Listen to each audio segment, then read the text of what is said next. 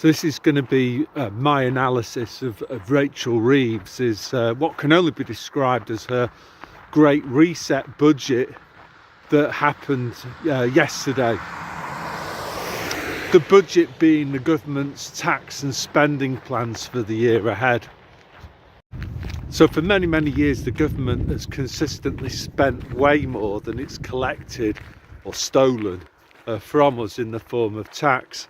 And they basically borrow, and they do, or that's the line, they say that they borrow by issuing these bits of paper called bonds, which are a form of like money really, and causes inflation.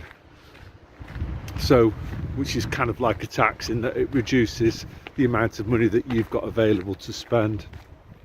But I'm not going to talk about that today. What I am going to go into is why I think that this budget, this last one, is definitely all about advancing the Agenda 2030. You know, what they've basically got planned for Britain in particular.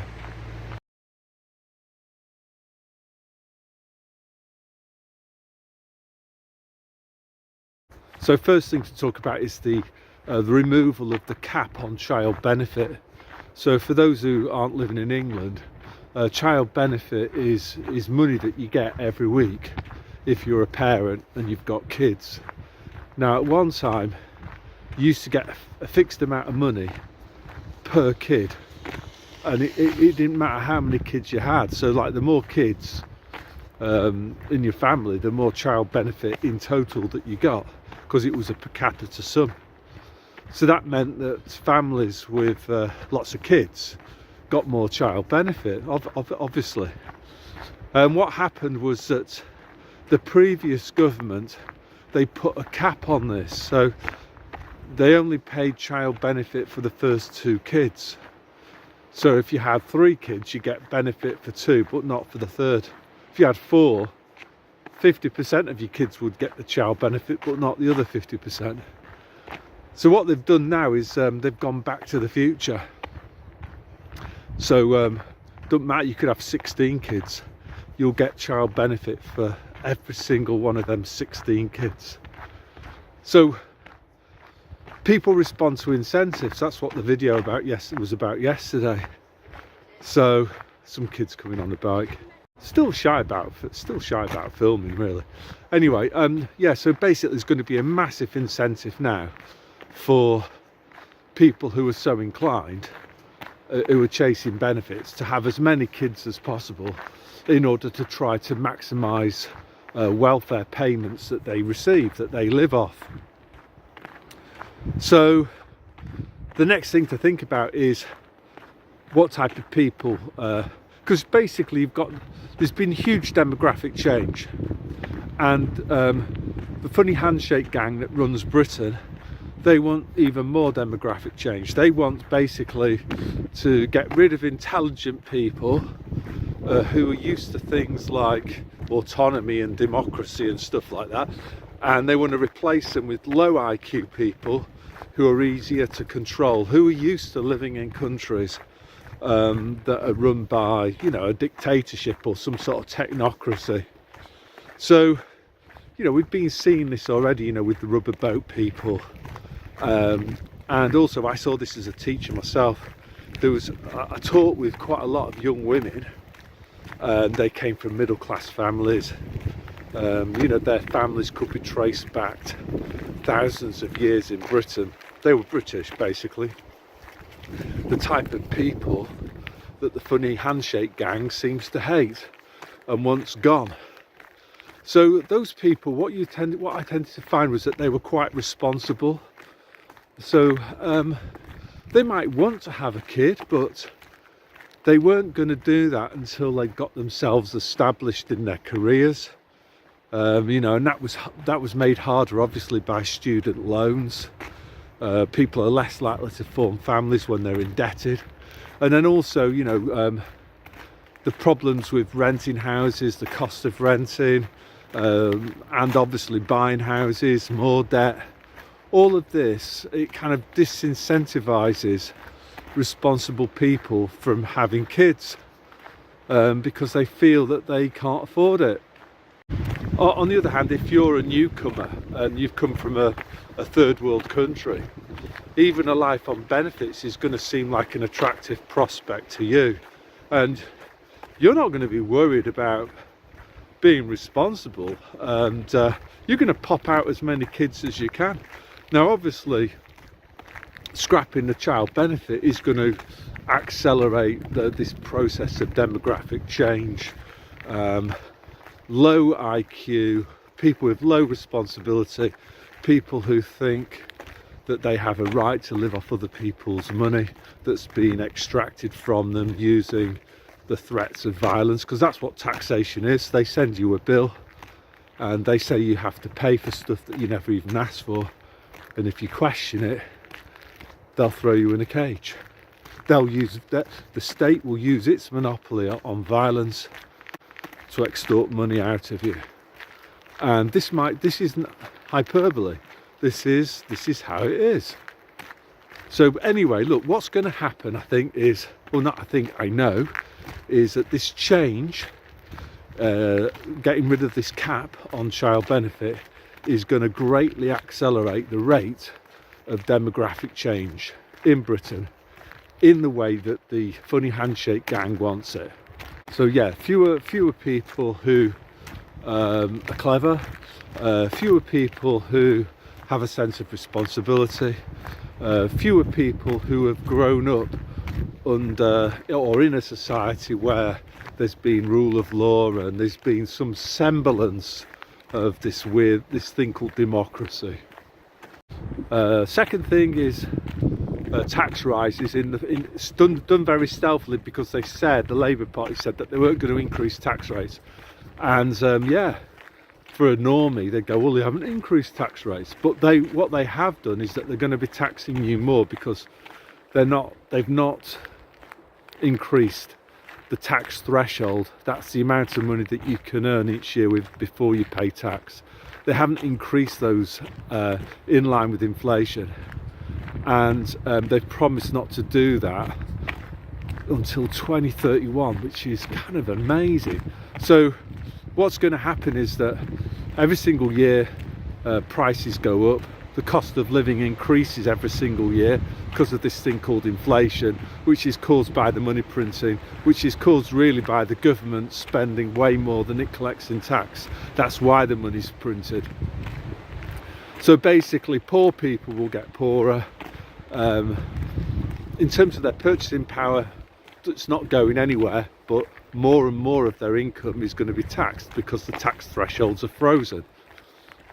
So I think it was in the ITV website, they said, oh, that this budget is going to raise the government's tax income by £24 billion a year. Now I think that's, how do they know that? You know, they've assumed that people's behaviour isn't going to change in response to the changes that they've made to the tax system in freezing the tax allowances. In practice, what happens is a strong disincentive to work signal is being sent out by the government, you know, via freezing tax thresholds.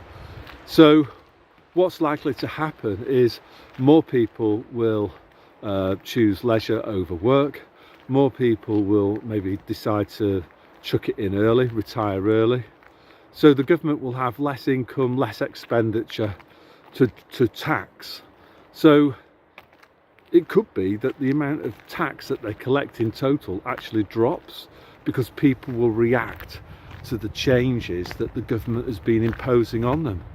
You know, then on top of that, you've also got people being upset with what the government's doing, you know, with these forever wars and the money being blown on Ukraine, the money being blown on child benefit for people that have been in the country for 30 seconds.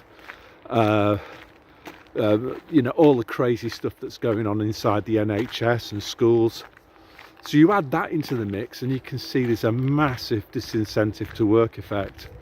So they can increase, even if they were to increase tax rates, let alone just freezing the tax thresholds, there's no guarantee that they're actually going to collect more tax. They could well end up collecting less tax, which basically means they're going to run a bigger budget deficit, which is the excess in government spending over what they're collecting in tax, which basically means more money printing, which basically means more inflation, which basically means an even lower standard of living.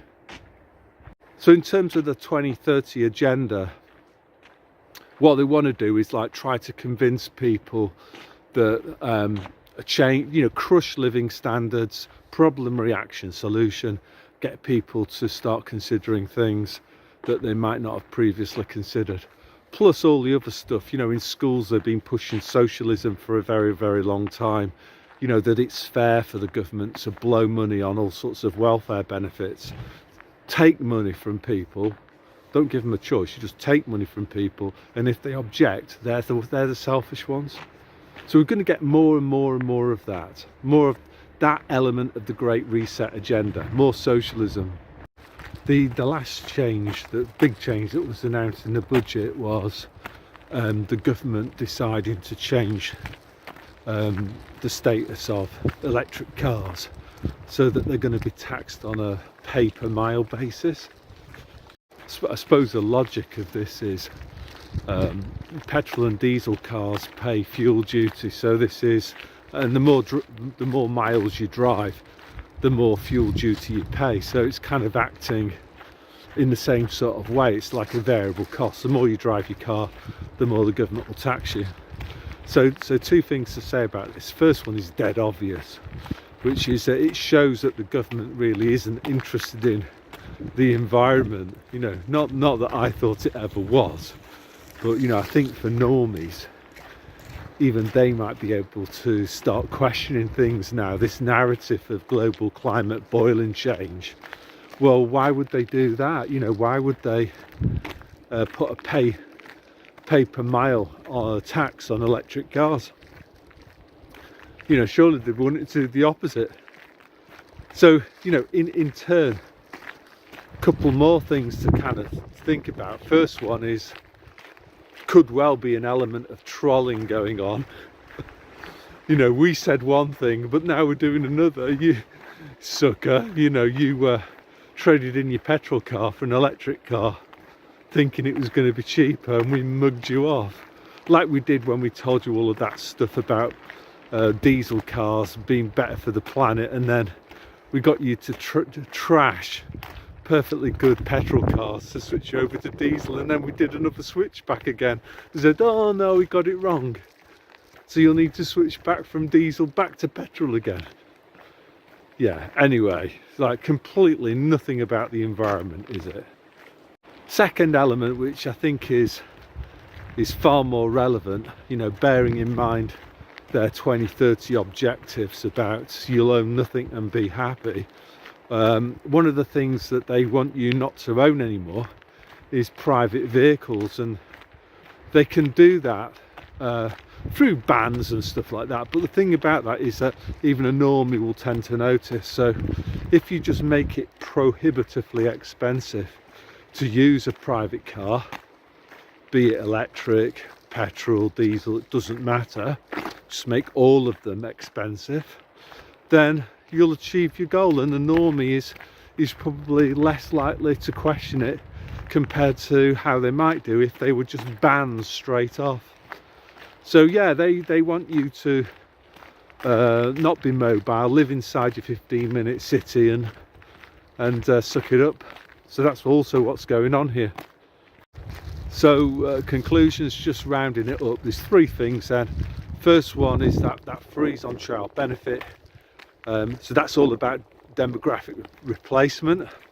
It's part of that agenda. Second thing is freezing the tax allowances, tax thresholds, the amount that you can earn before you pay tax. Again, that's advancing socialism, what they want to do. Make more and more people dependent on the state, create a standard of living crisis, so that the peasants at some point in the future will call for a new system. And then finally, as I say, number 3, just this war on mobility and the private car in particular. So it's all about control, isn't it? Increasing the power of the state telling you what you can and can't do with your life. So it'll be interesting. I think, you know, people will say it's going on in all countries, and to an extent I'd agree with that, but some of the stuff that's going on in Britain I think is just way worse than other parts of the world. You know, for example, some of this stuff has been going on for years, like, you know, tax credits. No other country has like tops up wages. That's like, you know, with taxpayer funding. No one does that. You know, and this thing of child benefit, the amount that's paid, now it's going to be for every single kid. Or council tax, all the kind of pay for living charges like sky high car parking, all of that. It's not the same in other countries. Yeah, and the last conclusion is that this budget is likely to result in a fall in tax income because of people changing their behaviour in response to what the government's done or has done. So what that's likely to mean, or will mean, is that the government's fiscal deficit, the shortfall in taxation over government spending, is going to grow. So that means that they're going to have to, in commas, borrow more, which means print more money. So the takeaway here is that expect another sharp rise in the cost of living, another sharp rise in inflation in Britain. So although you might have some BBC journalists, you know, going to Sweden or Norway or Finland or whatever and saying that, oh, in this part of the world, look how good socialism is. What I can tell you here on ground zero in Finland is that Britain is considerably more socialist than Finland is, considerably. And there's no way, for example, Finns would put up with their government taking taxes from them and then blowing it on putting up people who've been in the country for 2 minutes inside hotels and paying unlimited child benefit to every single kid. Not a chance. And the reason for that is that the culture's different. I think Finns are far more individualistic, whereas Brits are more, they have more of a collectivist mindset, and a lot of that comes from schools. Oh, you know, it's fair that the government steals 70% of your wages and then gives it to other people.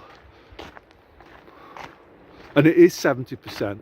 Even for me as a humble teacher, I was paying 40% income tax, another 10 in national insurance, that's 50, and then 20% VAT on most things.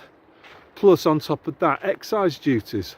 Like, you know, half of the price of a litre of petrol is excise duty. So it's actually more than 70%. Unbelievable. So, that's all I want to say today, so God bless.